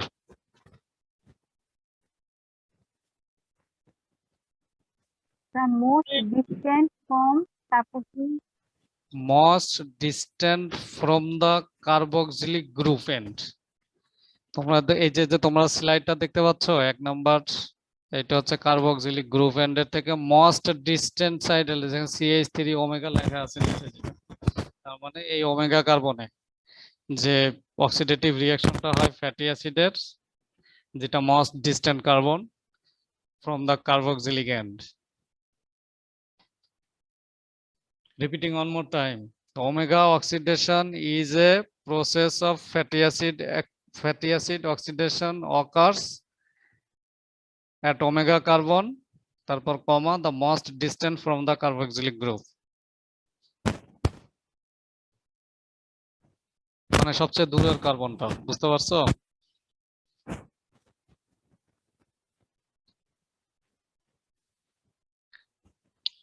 এখন আমি কি আসতে পারি কাম ব্যাক করে? জি স্যার। ওকে, এখন জিনিসটা হচ্ছে তোমাদের আরেকটা জিনিস জাস্ট সিলেবাসে নাই হয়তো, বাট আমি তোমাদেরকে জাস্ট বলে রাখি। হ্যাঁ, এই মেটাবলিক প্রসেসটা যদি ঠিক মতো না হয় তাহলে কি হয়, এটা কেন ইম্পর্টেন্ট না, ফ্যাটি অ্যাসিড মেটাবলিজম পড়াটা আমাদের জন্য কেন ইম্পর্টেন্ট, এটা যদি তোমাদের মধ্যে একটা কমন কোশ্চেন থাকতে পারে না নর্মাল লাইফে, fatty acid oxidation, why fatty acid oxidation is important, fatty acid metabolism is important in our life, right? Why do we know the metabolic process of fatty acid? Is it genetic or is there have genetic disorder, right? তোমাদের question থাকতে পারে sir যদি nucleic acid মেটাবলিজমের error থাকে, আমরা তো আগে এটা পড়ছি, সেখানে এনজাইম জড়িত, এখানে অনেকগুলো এনজাইম আছে, তো সেই ক্ষেত্রে যদি মিউটেশন হয়, ডিলিশন হয়, কি ধরনের হতে পারে। ওকে, তোমাদের সে ধরনের কোশ্চেন থাকলে হচ্ছে যে ইট ইজ ট্রু, সেটা জেনেটিক হতে পারে, যাদের মেটাবলিক ডিসঅর্ডার আছে, এনজাইম আছে, লাইপেজ এনজাইম ডিফিসিয়েন্সি আছে, অনেকেই আছে যে তোমার হচ্ছে খেতে পারে না, রাইট? তো সেই ক্ষেত্রে তাদের যদি এনজাইম ডিফিসিয়েন্সি থাকে, মিউটেশন থাকে, সেই ক্ষেত্রে তাদের কিছু ইরর থাকে, যেটাকে বলা আছে ইনবর্ন ইরর অফ মেটাবলিজম, তোমাদেরকে বলছি, সেই ক্ষেত্রে লিপিড হতে পারে। বাট ইন জেনারেল রাখো, যদি মেটাবলিজম লিপিড মেটাবলিজমে প্রবলেম হয় তাহলে কিছু ডিজিজ আছে, hyper lipidaemia, hyper cholesterolaemia, right? তো সেই ক্ষেত্রে তোমরা লিপিড এবং প্রোটিনের কম্বিনেশন মেটাবলিজমেও প্রবলেম হয়, যেটা তোমার হচ্ছে লিপোপ্রোটিন সম্পর্কে তোমাদের ধারণা আছে না? VLDL, HDL, right? HLDL, right? তো হালকা পাতলা ধারণা আছে। আছে তো, রাইট? তোমরা জানো? জি স্যার, ইন্টারে এটা পুরোটা করছিলাম, লো ডেনসিটি লিপোপ্রোটিন আর হাই ডেনসিটি। ওকে, গুড, এক্সেলেন্ট। তো তাহলে তোমাদেরকে জাস্ট আমি যেহেতু ধারণা আছে একটু বলি না, এই যে আমরা যে ফ্রি ফ্যাটি অ্যাসিড ড্রপলেট আকারে যে বললাম লিম্ফ ভেসেলের মধ্য দিয়ে ট্রান্সফার হলো সেলে, তোমাদেরকে আমি শুধু বললাম কিলোমাইক্রনস, রাইট? তো বললাম যে এটা একটা ট্রান্সপোর্টার, সিম্পলি বলছি ট্রান্সপোর্টার ট্রান্সপোর্ট করে ব্লাড ভেসেলের মধ্য দিয়ে সেলে বা টিস্যুতে নিয়ে যায়, এটা তো বললাম। তো বেসিক্যালি এই কিলোমাইক্রনস আরো আছে কিছু লিপোপ্রোটিন। লিপোপ্রোটিন হচ্ছে প্রোটিনস এন্ড লিপিড মলিকুলের কম্বিনেশনে একটা ট্রান্সপোর্টার মলিকুলস, যার কাজ হচ্ছে এই লিপিড ড্রপলেটকে ফ্যাটি অ্যাসিডকে ধরে মানে স্কর্ট করে, রাইট? কান মানে আমাদের মতো হাত ধরে কান ধরে নেওয়ার মতো না, এটা হচ্ছে তোমার স্কর্ট করা। ওই যে তোমাদেরকে এর আগে যেটা দেখাইলাম যে বাইল অ্যাডাক্ট তৈরি করে যেমন, রাইট? বাইল অ্যাডাক্টকে যেটা যে মিসেলি বলছিলাম, তো এটা হচ্ছে লিপোপ্রোটিন গুলা এই small droplets of fatty acid গুলাকে, স্মল স্মল ফ্যাটি অ্যাসিডকে স্কট করা মানে ESCORT, স্কট মানে ধরে নিয়ে ব্লাডের মধ্যে দিয়ে চলে যায়, যাতে করে ওইটা ব্লাড ভেইনের নিচে জমা হতে পারে না, বুঝছো? যদি এই লিপোপ্রোটিন বা এই ক্যারিয়ার গুলা বা ট্রান্সপোর্টার গুলা বডিতে কম থাকে, সিনথেসিস না হয়, যদি কারো জেনেটিক কজের কারণে এটা লো ফাংশনাল হয়, তখন যেটা হয় এই ফ্যাটি অ্যাসিড গুলো ট্রান্সপোর্ট করে সেলে নিতে পারে না, বা ডেনসিটি যদি কম থাকে তখন সম্পূর্ণ নিতে পারে না। কিছু পরিমাণ ফ্যাটি অ্যাসিড ড্রপলেট আকারে ফ্যাট আকারে নিচে ব্লাড ভেইনে ভেসেলের গায়ে জমা হয়ে যায়, বুঝতে পারছো? যখন ভ্যাসেলের গায়ে জমা হয়ে যায় তখন ভ্যাসেল গুলা ঠিক হয়ে যায় না, তখন তার মধ্যে দিয়ে আগের মতো ব্লাড ওইভাবে বেশি পরিমাণ ব্লাড পাস করতে পারে না, তখন ওই ব্লাডের প্রেসারটা বেড়ে যায়, যেটাকে আমরা বলি হাই ব্লাড প্রেসার, বুঝতে পারছো? আরেকবার একটু বলবেন? ওকে, তোমাদেরকে বললাম যে এই যে লিপিড মেটাবলিজমের মাধ্যমে যে ফ্যাটি অ্যাসিড গুলা ব্রেকডাউনের মাধ্যমে স্মল ফ্যাটি অ্যাসিড গুলা তৈরি হলো, রাইট? তোমার এই যে স্মল ইন্টেস্টাইনে বলো, তোমার এই যে মাইক্রোভিলির মাধ্যমে, তারপরে তো ফ্যাটি স্মল গুলো ভেঙে ভেঙে তারপরে চলে গেল ব্লাডের মাধ্যমে যায়, রাইট, টু দা মানে ফ্যাটি অ্যাসিডটা সেলে। তো ফ্যাটি অ্যাসিডের সেলে যারা নিয়ে যায় তাদেরকে আমরা বলতেছি ট্রান্সপোর্টার বা ক্যারিয়ার, রাইট? এই ক্যারিয়ারের মধ্যে কিলোমাইক্রনস একটা যেমন আছে, লিপোপ্রোটিনস আছে, রাইট? তো লিপোপ্রোটিনসও হচ্ছে তোমার প্রোটিন এবং লিপিডের কম্বিনেশনের মলিকুল, যেটা হচ্ছে অ্যানাবলিজমের মাধ্যমে আমাদের বডিতে সিনথেসিস হয়। নিউক্লিক অ্যাসিড মেটাবলিজমে তোমাদেরকে বলছিলাম যে আমাদের বডির মেটাবলিক প্রসেসের যেটা অ্যানাবলিজম, সেটা হচ্ছে যে আমাদের বডির কনস্টিটিউয়েন্ট সেল সারফেস মলিকুল যেটা, সেটাও তৈরি হয় বায়োসিনথেসিসের মাধ্যমে, রাইট? তো তার মধ্যে একটা হচ্ছে লিপোপ্রোটিন, এই লিপোপ্রোটিনটাই হচ্ছে স্মল ফ্যাটি অ্যাসিডকে এসকর্ট করে ব্লাড ভেইনের ভিতর দিয়ে, মানে আমাদের ব্লাড ভেইন, তোমরা বাংলায় কি বলো এটাকে?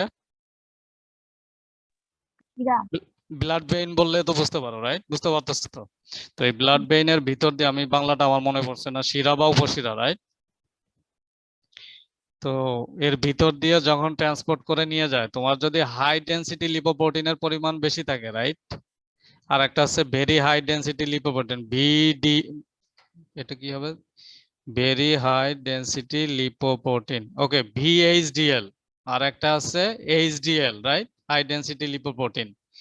তো VHDL আর HDL যদি তোমাদের পরিমাণে বডিতে বা আমাদের পরিমাণে বেশি থাকে, তখন হচ্ছে সে নরমালি আমরা লিপিডের পরিমাণ বেশি খাইলে সেটা বা ফ্যাটি অ্যাসিড যদি বেশি থাকে সেটাকে ট্রান্সপোর্ট করে নিয়ে যেতে পারে সেলে এবং প্রপারলি মেটাবলিজম হয়। কিন্তু এই VHDL বা HDL এর পরিমাণ, এটার আর একটা নাম নরমালি বলে, কিন্তু ক্লিনিক্যাল বায়োকেমিস্ট্রিতে বলে এটাকে গুড কোলেস্টেরল বলে ডাক্তাররা, ঠিক আছে? আর হ্যাঁ, আর ব্যাড কোলেস্টেরল হচ্ছে নর্মাল যে কোলেস্টেরল বা হচ্ছে লিপিডটাকে বলা হয় সেটাকে হচ্ছে ব্যাড কোলেস্টেরল। তো যদি কোনো কারণে এই দুইটার পরিমাণ কমে যায় তখন এই ট্রান্সপোর্ট গুলা তোমার হচ্ছে এনাফ পরিমাণ, আর তুমি যখন এক্সেস পরিমাণ লিপিড বা ফ্যাট খাবার খাচ্ছ সেটাকে এসকর্ট করে নিয়ে যেতে পারে না। কিছু কিছু তখন হচ্ছে তোমার ব্লাড ভেইনে বা শিরা বা উপশিরা বলে হয়তো বাংলায়, এটার গায়ে মানে জমাট বেঁধে যায়। জমাট বেঁধে গেলে তখন তোমার ওই শিরা উপশিরার সাথে জমাট বেঁধে গেলে ওইটা ঠিক হয়ে যায় না, একটু মোটা হয়ে যায়, মানে ন্যারো আগে যতটা ভিতরে মানে পাইপের মতো জায়গাটা, তো যত আগে ব্লাড পাস হইতে পারতো এখন তত সহজে পাস হইতে পারে না, যদি রাইট ব্লাড ভলিউম তো তখন হচ্ছে ওইটার উপর প্রেসার পড়ে। তখন ব্লাড যখন ভেইনের মধ্যে দিয়ে পাস হয় সেই পাসটা হচ্ছে খুব প্রেসার হয় আর কি, যেটাকে বলা হয় হাই ব্লাড প্রেসার। এই কারণে হচ্ছে যাদের হাই ব্লাড প্রেসার আছে তাদের হচ্ছে লিপিড ফ্যাট জাতীয় মাংস এগুলা কম খাইতে বলে। এবার বুঝতে পারছো কেন ডাক্তাররা সাজেস্ট করে এগুলা খাবার কম খাইতে? কারণ তোমার বডিতে যদি এনাফ পরিমাণ ভিএইচডিএল অথবা এইচডিএল কম থাকে, রাইট? এই জন্য তোমাকে হচ্ছে এইচডিএল আর হচ্ছে কোলেস্টেরল, রাইট, এই দুইটা জিনিসের রেশিও, তোমার টোটাল কোলেস্টেরল আর এইচডিএল এর রেশিওর উপর নির্ভর করে হচ্ছে তোমার বডি ইয়াটা মানে স্টেজটা কেমন আর কি, তোমার এই হাই কার্ডিওভাস্কুলার ডিজিজ রিস্ক কেমন, হাই ব্লাড প্রেশার রিস্ক কেমন, সেটা আর কি নির্ধারণ করে, ডায়াগনোসিস করে ডাক্তাররা। এটাই হচ্ছে ক্লিনিক্যাল মানে বায়োকেমিস্ট্রির মানে সিগনিফিকেন্স। তো তুমি এইখানে একটা পিকচার আছে হাইপারলিপিডেমিয়ার পেশেন্টদের থেকে বডি থেকে ব্লাড নেওয়ার পরে যখন তুমি সেন্ট্রিফিউজ করে, রাইট, তখন এই যে ফ্যাটটা উপরে দেখো big layer of fat, right, তার মানে তাদের বডিতে লিপিডের পরিমাণ বেশি, ফ্রি ফ্যাটি অ্যাসিড লিপিডের পরিমাণ বেশি, লিপোপ্রোটিন কম থাকার কারণে ওইটা মেটাবলিজম হতে পারছে না, বিধায় তাদের ব্লাডে এই পরিমাণ অ্যামাউন্ট আছে। তো ব্লাডের সাথে এই হাই লিপিড সাদা অংশটা বুঝতে পারতেছো, দেখতে পারছো সাদা অংশ? জি স্যার। তো তাদের হচ্ছে হাইপারলিপিডেমিয়া হয়। তো হাইপারলিপিডেমিয়া হচ্ছে metabolic disorder of lipid metabolism, বুঝতে পারছো? তো তোমাদের যদি এরকম ইয়া করে যে show example or write down the examples for metabolic disorder caused by lipid metabolism, তখন তোমরা লিখতে পারবে এখন?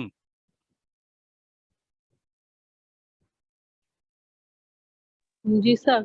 ওকে, এক্সিলেন্ট। তো এটা একটা ব্যাপার আমাদের বডিতে, তোমাদের আর দুই একজনের ক্ষেত্রে তোমরা অনেকের চোখে বা মুখে শরীরে স্কিনের উপর দেখবা এরকম একটা হচ্ছে স্কার আছে, রাইট?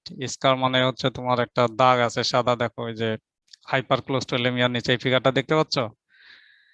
তো এটা হচ্ছে বডিতে অস্বাভাবিক পরিমাণে ফ্যাট বেড়ে গেলে, ব্লাডে যদি ফ্যাট বেশি থাকে, অনেকের আছে তোমার এটার আর একটা সিমটম আছে, যাদের ব্লাডে প্রচুর পরিমাণে ফ্যাট থাকে তারা হচ্ছে অনেক কিছু ভুলে যায়, স্মরণ শক্তি কমে যায়, বুঝতে পারছো? তারপরে বডি ফুলে যায়, পা ফুলে যায়, কিডনি ফেইলার হয়, সেগুলো আরো বেশি কমপ্লিকেশনস। কিন্তু তাদের হচ্ছে তোমার ওই কি বলে, তোমার স্মরণ শক্তি কমে যায়, কগনিটিভ ফেইলার, রাইট? কগনিটিভ ফেইলারটাও আছে লার্নিং। তো এরকম কিছু সিমটম আছে, তোমরা জাস্ট তোমাদের দেখানোর জন্য, এটা মনে রাখার ইয়া না, জাস্ট তোমরা জেনে রাখো যে হাইপার কোলেস্টেরলেমিয়া বা হাইপার লিপিডেমিয়া হলে তাদের ব্লাডে নর্মাল লিপিড এর চেয়ে বা কোলেস্টেরলের চেয়ে অনেক বেশি থাকে, এবং তার জন্য আমাদের স্কিনেও এরকম স্কার দাগ হতে পারে। তখন তুমি শুধু শুধু স্কিন ট্রিটমেন্ট নিলে, যে কোনো কসমেটিক্স নিলা আর হচ্ছে স্কিনের 12টা বাজাইলা ফার্দার, সেরকম কোনো কিছু করো না, তোমাদের এগুলো জানা উচিত, ঠিক আছে? I think almost done. Just one thing remaining. Hello. G sir. তোমরা যদি কিছু মনে না করো, আমাকে আর 10টা মিনিট সময় দিলে আমি তোমাদেরকে আর একটা জিনিস দিয়ে শেষ করে দিতে চাই। স্যার এক্সামের আগে আরো নতুন টপিক পড়ায়েন না। নতুন না, এই চ্যাপ্টারের লাস্ট থিং। তোমরা অলরেডি এখন যেটা বলবো সেটা তোমার আমাকে 5 মিনিট সময় দিলে শেষ হয়ে যাবে। তোমরা জেনে রাখো আর কি, এটা খুব গুরুত্বপূর্ণ। সেটা হচ্ছে গ্লাইওক্সালেট পাথওয়ে সম্পর্কে, তোমাদের গ্লাইওক্সালেট সাইকেল বলে অনেক সময়। তোমরা এই যে ফ্যাটি অ্যাসিড থেকে আমরা এনার্জি পাই না, ফ্যাটি অ্যাসাইল কোয়ে সিনথেসিস হয়েছে না একটু আগে? জি স্যার। তো ফ্যাটি অ্যাসিড মেটাবলিজমের পরে ফ্যাটি অ্যাসাইল কোয়ে, যেটা ফ্যাটি অ্যাসাইল কোয়ে তোমরা হচ্ছে গ্লাইকোলাইসিস পাথওয়ে পড়ছো, রাইট? যেখানে ফ্যাটি অ্যাসাইল কোয়ে থেকে টিসিএ সাইকেল পড়ছো, রাইট? টিসিএ সাইকেলে কি হয়, ফ্যাটি অ্যাসাইল কোয়ে থেকে সাইটের থেকে আইসোসাইটের থেকে মানে সাকসিনেট থেকে অক্সালো অ্যাসিটেট, এভাবে পড়ছো না? জি স্যার। তো এটাও কিন্তু সেম থিং, কিন্তু তোমরা যখন টিসিএ সাইকেল পড়ছো তখন কার্বোহাইড্রেট থেকে পড়ছো, কার্বোহাইড্রেট থেকে অ্যাসিটাইল কোয়ে হইলো, তারপরে হচ্ছে অ্যাসিটাইল কোয়ে থেকে হচ্ছে তোমার সাইটেট আইসোসাইটেট রাইট আলফা কিটোগ্লুটারেট তৈরি হয়। সেইটা হচ্ছে এখানে যে জিনিসটা ইম্পর্টেন্ট সেটা হচ্ছে তোমার এই গ্লাইঅক্সালেট পাথওয়েটা হচ্ছে যে তোমার মানে স্যার আসতে শোনা যাচ্ছে না। ওকে, এটা সম্ভবত আমার মাউথ পিসের জন্য আর কি। তো গ্লাইঅক্সালেট সাইকেলটা হচ্ছে তোমরা যেখানে টিসিএ সাইকেলে বা কার্বোহাইড্রেট মেটাবলিজমে টিসিএ সাইকেলে তোমার হচ্ছে গ্লুকোজ ব্রেক ডাউন করে এনার্জি পড়ছো, রাইট? যে অ্যাসিটাইল কোয়ে হইলো, সেই অ্যাসিটাইল কোয়েটা হচ্ছে টিসিএ সাইকেলে গেল, তারপরে তোমরা এনার্জি পাইছো বা NADH FADH2 পাইছো, রাইট?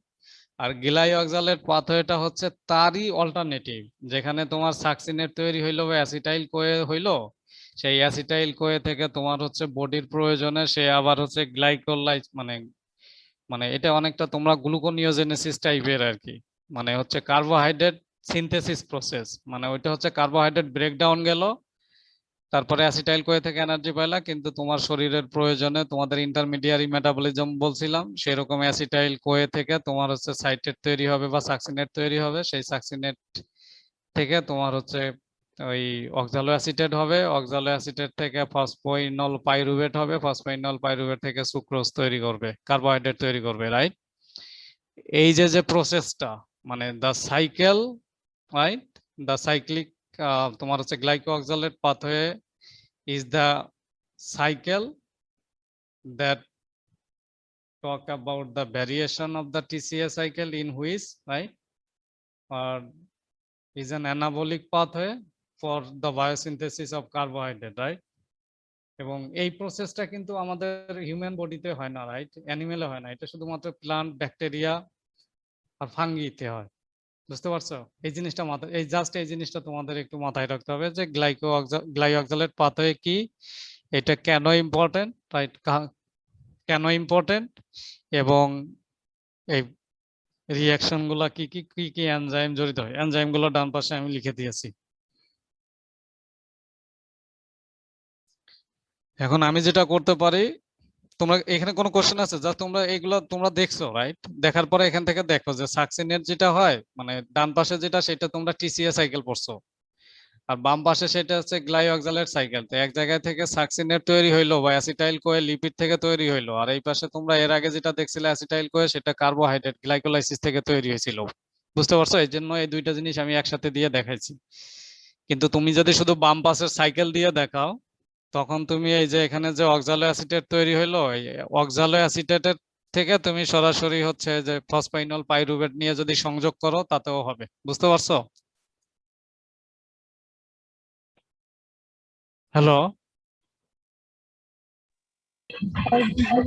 স্যার ডিসকানেক্ট হয়ে গেছিলাম, এখন স্যার ঠিক আছে। কেমন টাইপের কোশ্চেন হতে পারে? কোশ্চেন হতে পারে যে গ্লাইঅক্সালেট পাথওয়েটা কি, বা why glyoxylate, what is glyoxylate pathway, why মানে glyoxylate pathway, right? Glyoxylate pathway, why this pathway is important. Write down the reactions, right, with involved enzymes in the process.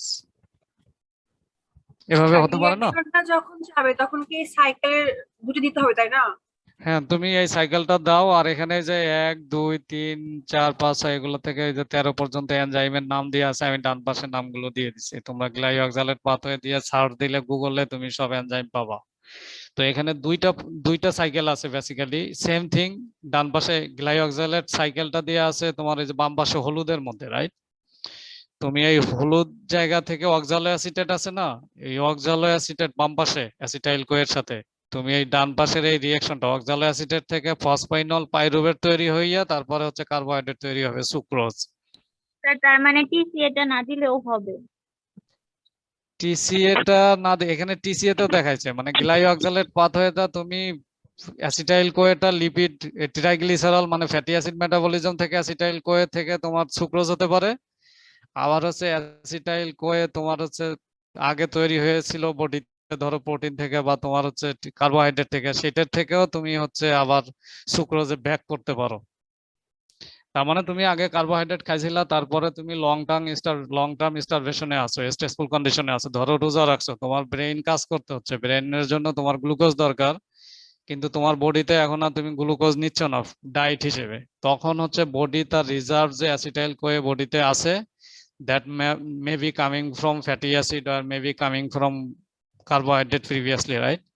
সেটা আগে তুমি কার্বোহাইড্রেট খাইছো সেখান থেকে হোক বা ফ্যাটি অ্যাসিড থেকে হোক বা প্রোটিন থেকেও কিন্তু অ্যাসিটাইল কোয়ে তৈরি হতে পারে, সেইখান থেকে অক্সালো অ্যাসিটেট আসবে, রাইট? সেই অক্সালো অ্যাসিটেট থেকে ফসফাইনল পাইরুভেটের মাধ্যমে, মানে এটা হচ্ছে ব্যাক রিঅ্যাকশন আর কি, কার্বোহাইড্রেট তৈরি করার প্রক্রিয়া, এটাকেই বলা হচ্ছে glyoxylate pathway. That means glyoxylate pathway or cycle is a variation of the TCA cycle, is an anabolic pathway for carbohydrate biosynthesis, right? Occurring plants, bacteria and fungi. Sir এটা গুরুত্ব কি? স্যার এটা মানে যদি আসে যেটা ইম্পর্টেন্স লিখবো তাহলে কি লিখবো? এটার ইম্পর্টেন্ট হচ্ছে ব্যাকটেরিয়া, প্ল্যান্টস, ফাঙ্গি, তারা হচ্ছে তাদের গ্লুকোজ সোর্সের হিসেবে, রাইট, কার্বোহাইড্রেট সোর্স হিসেবে তারা হচ্ছে অ্যাসিটাইল কোয়ে ইউজ করে যখন তাদের হচ্ছে কার্বোহাইড্রেট ফুডের কাছ থেকে সার্ভাইভ করার জন্য। আমাদের বডিতে গ্লুকোনিওজেনেসিস হয়, গ্লাইওক্সালেট পাথওয়ে না। গ্লুকোনিওজেনেসিস মানে হচ্ছে তোমার হচ্ছে অন্য সোর্স থেকে, আমি তোমাদেরকে যে ইন্টারমিডিয়ারি মেটাবলিজম পড়াইছি না, তখন অনেক কথা বলছি না যে আমাদের বডিতে অনেক অর্গান আছে যেগুলো হচ্ছে কার্বোহাইড্রেট বা গ্লুকোজ ছাড়া কাজ করতে পারে না, তখন তুমি যদি গ্লুকোজ না খাও তখন তোমার বডি ওই অ্যাসিটাইল কোয়ে থেকে আসে, এটা প্রোটিন থেকেও আসতে পারে, ফ্যাট থেকেও আসতে পারে, আবার হচ্ছে প্রিভিয়াস গ্লাইকোলাইসিস পাথওয়েতে অ্যাসিটাইল কোয়ে যেটা তৈরি হয়েছে, বাট পরে তুমি গ্লুকোজ খাচ্ছ না, তাই তোমার গ্লুকোজ হওয়ার জন্য সে গ্লুকোজে কনভার্ট করবে, সেটা বুঝতে পারছো? তো সেটা আমাদের বডিতে হয়, সেটা হিউম্যান বডিতে, সেই প্রসেসটাকে বলা হয় গ্লুকোনিওজেনেসিস। কিন্তু অনেক প্লান্ট আছে, ব্যাকটেরিয়া আছে, ফাঙ্গি আছে, তাদের বডিতে তাদের ক্ষেত্রে হয়, এটা হচ্ছে গ্লাইওক্সালেট পাথওয়ে।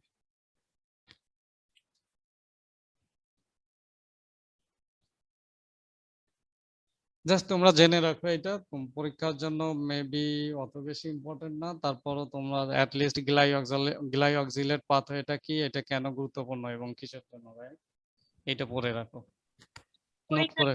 পড়বো না? বুঝিনি? পরীক্ষার জন্য এটা পড়বো না? অবশ্যই পড়বা, কিন্তু এটা বড় কিছু আসবে না তোমাদের, হচ্ছে টিকা আকারে আমি 2-4টা কোশ্চেন দিতে পারি যে এক্সপ্লেইন অ্যাবাউট বিলো থিংস, মানে ওই যে টিকা বলে না, কি বলে, তোমরা এগুলো কখনো পড়ছো? তোমার ওই কি না, ভাব সম্প্রসারণের মতো আর কি, তোমার 4-5টার উপরে লিখলে, 5টা থাকলো তার মধ্যে 3টা লিখলে হয়তো 10 মার্কসের বা 15 মার্কসের এরকম।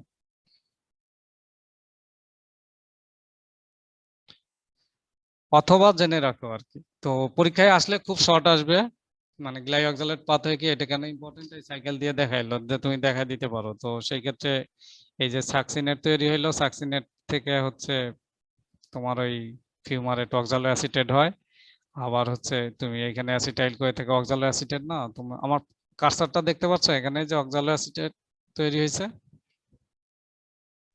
জি স্যার। তো তোমরা হচ্ছে ঠিক এই অক্সালো অ্যাসিটেট আর এই যে এখানে আবার কার্সার ধরতেছি, তুমি দেখো তো এখানে তোমরা এখানে যে অক্সালো অ্যাসিটেট আছে না, এই যে 12 নাম্বার ব্ল্যাক, রাইট, জি স্যার। অক্সালো অ্যাসিটেট থেকে ফসফোইনল পাইরুভেট থেকে সুক্রোজ, তোমরা এই অক্সালো অ্যাসিটেট থেকে টেনেও এটা দেখাইতে পারো। সেই ক্ষেত্রে যেটা মিসিং হবে সেটা হচ্ছে এই গ্লাইওক্সালেট সাইকেলের সাধারণত এই রিঅ্যাকশনটা হয় হচ্ছে সাইটোসোলে, আর টিসিএ সাইকেল যেটা হয় সেটা হচ্ছে মাইটোকন্ড্রিয়া, এটাই হচ্ছে পার্থক্য।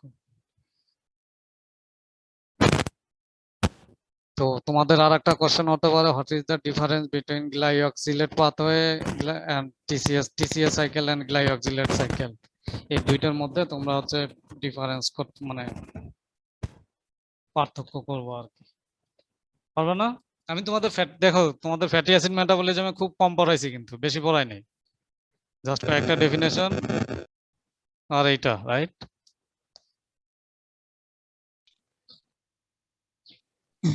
স্যার কোশ্চেন গুলো স্যার সহজ করে না, অনেক কঠিন স্যার বায়োকেমিস্ট্রি। তাই নাকি ভাই? আমি তো মনে করি না যে এটা খুব কঠিন। তোমাদের খুব সহজ করে বলছি না আমি? স্যার একবার বলে দিয়েন কি ধরনের কোশ্চেন হবে, একটু বলে দিলে ভালো হবে, অনলাইনে তো। তোমাদের পরীক্ষা কি অনলাইনে হবে, খাতায় হবে না? অনলাইনে নিবে স্যার এখন। এখন স্যার কিভাবে স্যার নেয় সেটা এখনো তো বলে। কিছু বলে নাই অনলাইনে হবে না অফলাইনে, যদি 13 তারিখ বলে দেয় হয়তো আমি অফলাইনে অ্যাকচুয়ালি বলে দিয়েন পরীক্ষা স্যার, কোশ্চেন ক্লাসগুলো তো অনলাইনে গুলো নিয়ে কথা বলতে আমি একটু বিব্রত বোধ করছি ভাইরা আমার। তোমরা একটু পড়াশোনা করো না তার আগ পর্যন্ত। আমি যেসব কোশ্চেন হতে পারে আমি কিন্তু তোমাদেরকে বলে দিছি এইভাবে কোশ্চেন হতে পারে। তো তোমরা বরং পাচ্ছ, আমরা কিন্তু এরকম পারি নাই বা পাই না, বা আমাদের কিন্তু এরকম বলা উচিত না। তারপরও তোমাদেরকে বলছি, তোমরা স্ট্রেসফুল সিচুয়েশনে আছো কোভিডে। ক্লাসরুমে থাকলে হয়তো আমার পড়ানোর ধরন দেখেই বুঝতা যে এটা খুব ইম্পর্টেন্ট, কিন্তু এখন সেটা বুঝবা না, রাইট?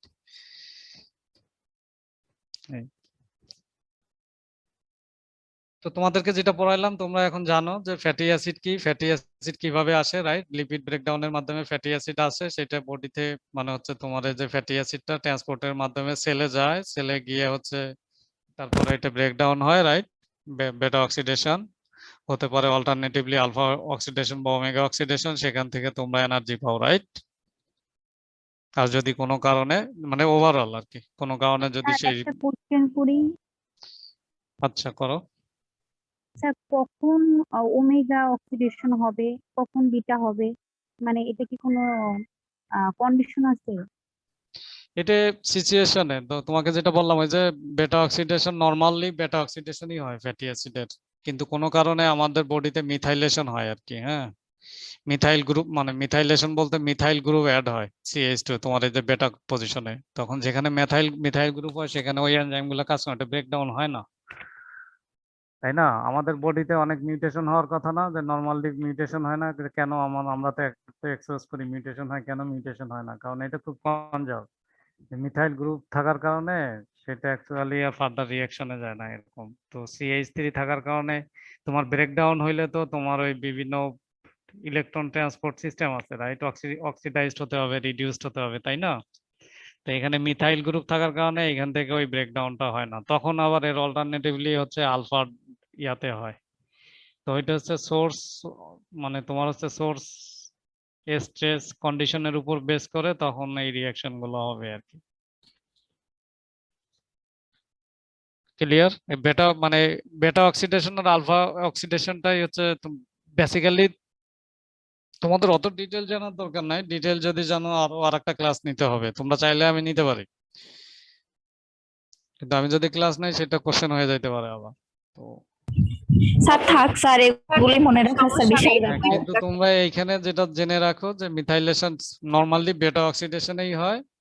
সেই বেটা অক্সিডেশন মানে বেটা কার্বনে, রাইট? মানে তোমার হচ্ছে 3টা কার্বন ভেঙে গিয়ে থায়োএস্টার মানে ফ্যাটি অ্যাসিড মোবিলাইজ হয় হচ্ছে তোমার থায়োএস্টার হিসেবে, রাইট?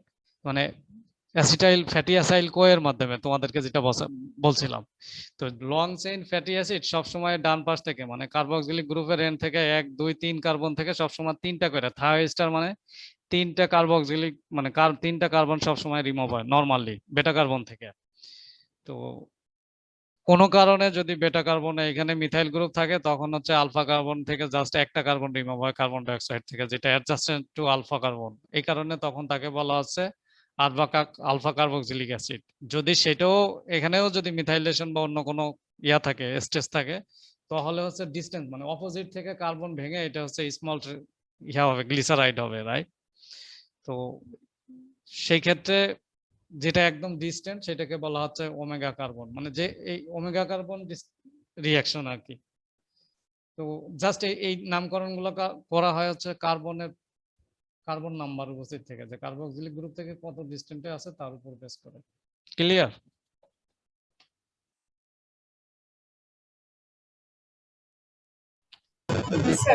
ওকে, স্যার এই আমাকে পর্যন্ত। এই শীটটা দিয়ে দিলে ভালো হতো, মানে স্লাইডটা। ওকে, তোমাদের আগে যেটা দিছিলাম এটা দিয়ে তোমাদেরকে আবার পাঠিয়ে দিচ্ছি PDF করে, ডন্ট ওয়ারি। আগে কিভাবে দিছিলাম ওই মেইলে, আমি ওই মেইলে আবার পাঠিয়ে দিচ্ছি, তোমরা শেয়ার করে নিও, রাইট? সবার ইমেল অ্যাড্রেস তো আমার কাছে নাই, তোমাদের রনির কাছে দিয়ে দিচ্ছি, তোমরা নিয়ে নিও। হ্যাঁ, ঠিক আছে স্যার। Okay, thank you so much, have a good day everyone. আর তোমরা স্ট্রেস নিও না, তোমরা তোমাদের মতো করে জাস্ট ডু ইওর বেস্ট। আর তোমরা হচ্ছে যে নিউক্লিক অ্যাসিড মেটাবলিজমে ফোকাস করো। আমি কি লিপিড থেকেও কোশ্চেন করব না ওই একটাই থাকবে? না স্যার একটাই না। ফ্যাটি অ্যাসিড তাহলে পরীক্ষার জন্য পড়ো, কুইজের জন্য না পড়লেও নিউক্লিক অ্যাসিড মেটাবলিজমের উপর পড়ো আর কি। হ্যাঁ, জি স্যার। এই সপ্তাহে অনেক বেশি প্রেশার হয়ে যাচ্ছে। উপরে বলেছেন কিভাবে কোশ্চেন গুলো দেখো আমি তোমাদেরকে খুব বেশি প্রেসার দিচ্ছি না, রাইট? তোমাদের প্রেসার কিন্তু কমাই দিছি, কারণ তোমরা এই যে লিপিড ফ্যাটি অ্যাসিড মেটাবলিজমে কি করতাম কি না করতাম কি কোশ্চেন তোমরা জানতাম। ইভেন আমি কোশ্চেন করলেও বুঝতাম না কি কোশ্চেন হতে পারে। এখন দিলাম, এখন মোটামুটি শেষ, তোমরা মোটামুটি দিলাম। তোমাদের কার্বোহাইড্রেট মেটাবলিজম হয়েছে, প্রোটিন হয়ে গেছে 80%, তারপর fatty acid metabolism, nucleic acid metabolism. এখন তোমরা এর উপর পড়ো। নেক্সট ক্লাসে আমি তোমাদের কুইজটা নিব, কুইজ নেওয়ার পরই হচ্ছে তোমাদের একটা রিভিউ দিব রিমেইনিং। যদি এত মনে হয় হয়ে গেছে আজকে, মনে করছিলাম যদি শেষ করতে না পারি, তারপরে যদি পারি তোমাদেরকে ফার্দার একটা রিভিউ বা তোমাদের যদি ফার্দার কোনো কোশ্চেন থাকে আমি ডিসকাস করব। হ্যাঁ, স্যার একটা কোশ্চেন ছিল। আচ্ছা ঠিক আছে, বলো। তোমাদের তো এরপরে আর কোনো ক্লাস নাই না, তাহলে করতে পারো। স্যার ওই যে মুস্তফা স্যার যেগুলা পড়াইছে ওইগুলা থেকে কোশ্চেন কি আপনি করবেন নাকি স্যারই করবে? কোশ্চেন আমি তো নাও করতে পারি, যদি মোস্তফা স্যার টোটালটাই কোশ্চেন করেন তাতেও আমার সমস্যা নাই। যদি আমাদের এক্সিস্টিং চেয়ারম্যান ওই যে বদরুজ্জামান স্যার করেন তাতেও আমার কোনো সমস্যা নাই। যদি আমাকে করতে বলে আমিও একটা জমা দিতে পারি, তারা চাইলে মডারেট করতে পারে।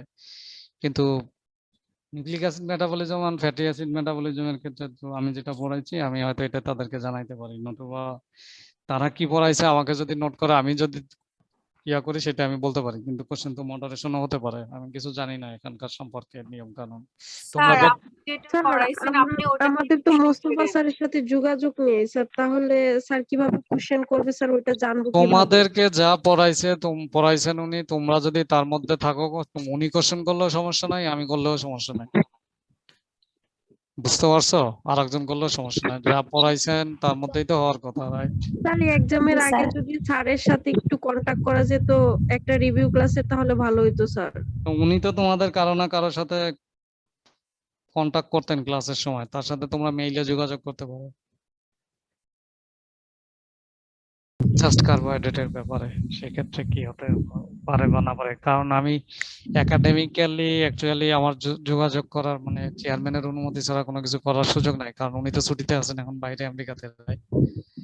তো তোমরা যদি আমাকে জানাও কি কি পড়াইছেন, উনি যদি ডিটেইলস ক্লিয়ারলি বলো, আমি হয়তো সেইটা ওনাদেরকে নোট করে ওনাকে পাঠাইতে পারি যে তোমরা যেটা বলছো সেটা ঠিক কিনা, বা এর মধ্যে থেকে আমি কোশ্চেন করতে পারি কিনা, বা উনি কোশ্চেন করলে আমি হয়তো অ্যাড করে দিতে পারি। স্যার আমরা তাহলে সামনের ক্লাসে আপনাকে বলি স্যার, নেক্সট ক্লাসে আমরা বলি স্যার কি কি পড়াইছে। হ্যাঁ সেটা হতে পারে, কিন্তু অফিসিয়ালি কিন্তু এখনো আমি তোমাদের ক্লাস টিচার না। আমাকে বলছে লেকচার দেওয়ার জন্য, আমি কিন্তু লেকচার দিচ্ছি। অফিসিয়ালি এখনো হচ্ছে বদরুজ্জামান স্যার আর মোস্তফা স্যার হচ্ছে তোমাদের এই কোর্স পড়ানোর কথা। তো আর স্যার কুইজের কোশ্চেন মানে স্যার কিরকম হবে, গ্যাপ এরকম টাইপ কি স্যার? তোমরা কি গ্যাপ পূরণ করবা? না স্যার এমসিকিউ দেন। আমি আরো সহজ করে দিচ্ছি, ট্রু আর ফলস, ট্রু আর ফলস, খালি লিখবা হ্যাঁ আর না তাতেই হয়ে যাবে, রাইট? তাও খালি ক্লিক করবা শেষ। স্যার তাহলে স্যার আরো ভালো। তো তোমরা যদি ফিল আপ করতে চাও, নাম লিখতে চাও, ইয়া করতে না চাও, স্যার, স্যার নাম লিখতে স্যার চাই না টাইপ স্যার। করে অনেক ঝামেলা ফোনে হবে না?